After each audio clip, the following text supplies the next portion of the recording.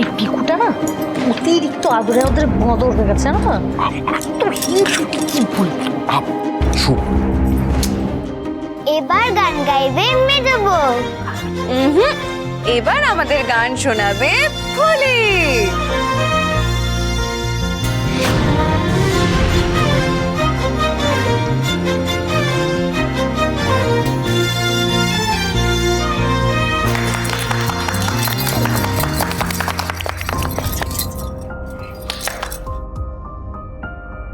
বৌদি ভাই, আমাকে ছেড়ে দাও গো, আমি পারবো না।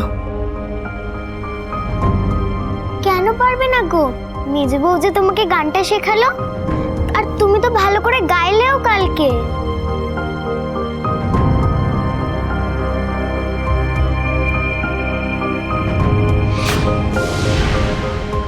না না, আমি পারবো না গো। তুমি যদি গানটা না গাও তাহলে তো মেজো বউয়ের মন খারাপ হবে, তাই না মেজো বউ? একদম ঠিক বলেছ।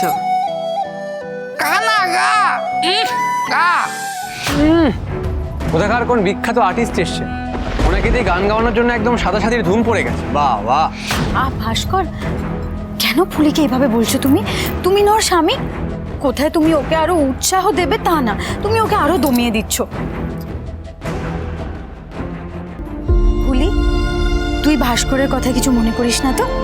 তুই গান গাইবি, আয় আমার সাথে, আয় আয় বলছি। নে, এবার গানটা শুরু কর।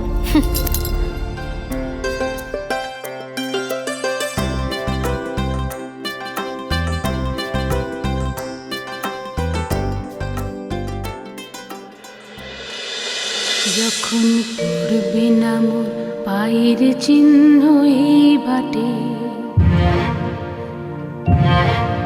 আমি বাইব না, আমি বাইব না মোর খেয়া তরি এই ঘাটে গো। যখন পড়বে না মোর পায়ের চিহ্ন এই বাটে,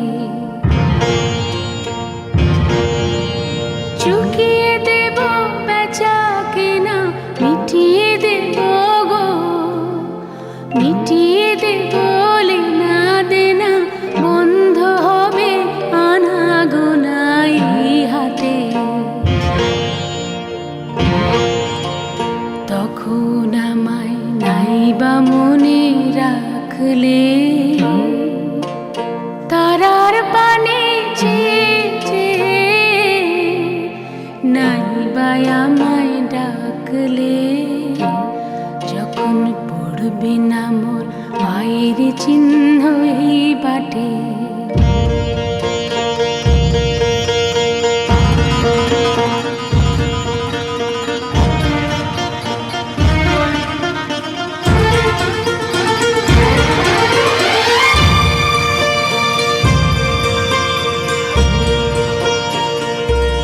যখন জমবে ধুলা কানপুরাটার তার গুলায়, কাঁটা লতা কাঁটা লতা উঠবে ঘরের দ্বার গুলায়। জমবে ধুলা কানপুরাটার তার গুলায়।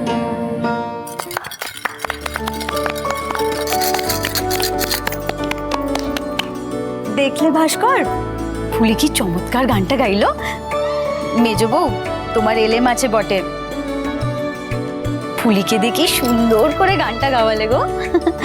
আমি তো শুধু ওকে বলে দিয়েছি, ওর মধ্যে সুর আছে, তাই না ও এত ভালো গান গাইতে পারলো।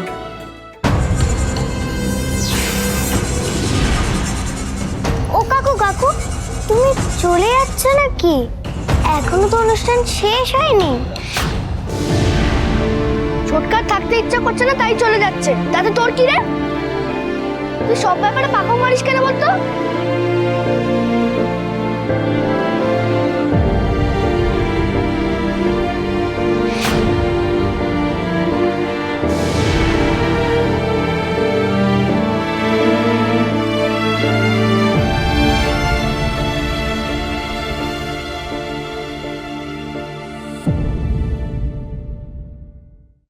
ভাস্করটা না পুরো আনন্দটাই মাটি করে দিল।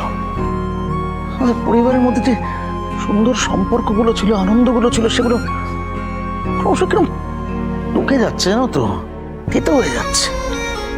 কি যে করে না। আমি আর ভাস্কর চিরকাল হরিহর আত্মা ছিলাম। এখন সেই ভাস্কর আমার সাথে ঠিক করার কথা বলে না। কেন আমায় গাইতে বললো গো বৌদি ভাই? আমি গাইলাম বলেই তো রাগ করে চলে গেল। নাকামি দেখলে গা পিত্তি জ্বলে যায়। যে রাগ করেছে সেটা তার ব্যাপার। তুই গান গেয়ে কোনো অন্যায় করিসনি ফুলি।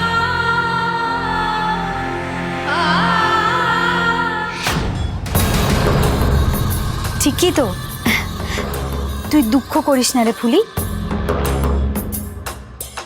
একটা কথা কিন্তু মনে রাখবি, যে সয় সেই রয়। দেখবি আস্তে আস্তে ভাস্করের তোর উপরে মায়া পড়ে যাবে, ও তোকে ভালোবাসবে। নে এবার তুই চোখ মুছ তো, চোখটা মুছ।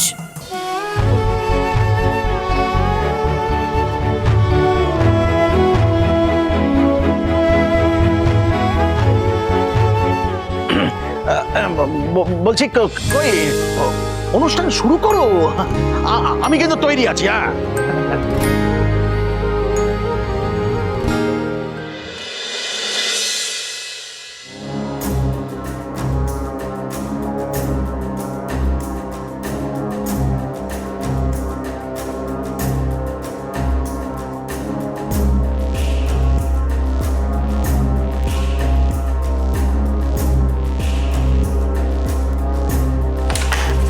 কি হলো গুরু?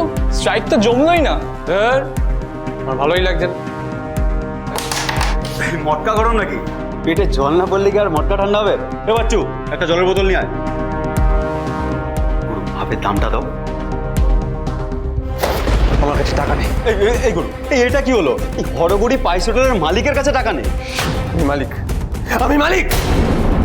মালিক হচ্ছে মেজদা আর ওর বউ, সব ওদের জিম্মায়। আচ্ছা দেখি আমার ট্যাগ ঝেড়ে কত টাকা বেড়ে। হ্যাঁ,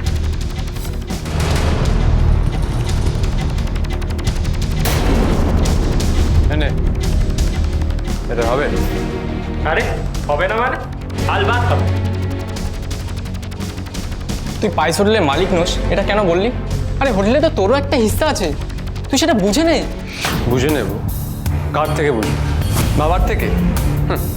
বাবা তো মেজদা মেজ বৌদির নাম নিতে একেবারে অজ্ঞান।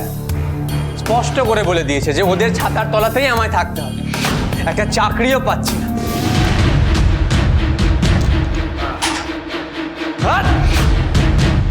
ফুলে ফুলে ঢলে ঢলে বহে কে বামে দুবাই।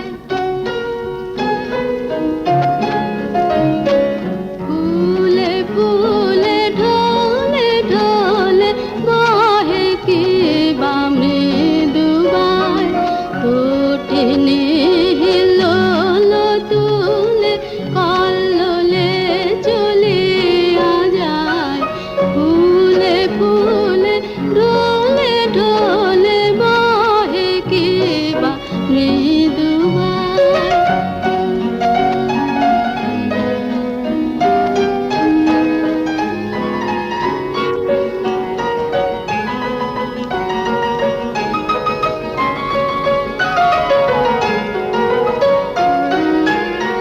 পিকোকে বা কুঞ্জে কুঞ্জে, পিকোকে বা কুঞ্জে কুঞ্জে, কুহু কুহু কুহু গায়।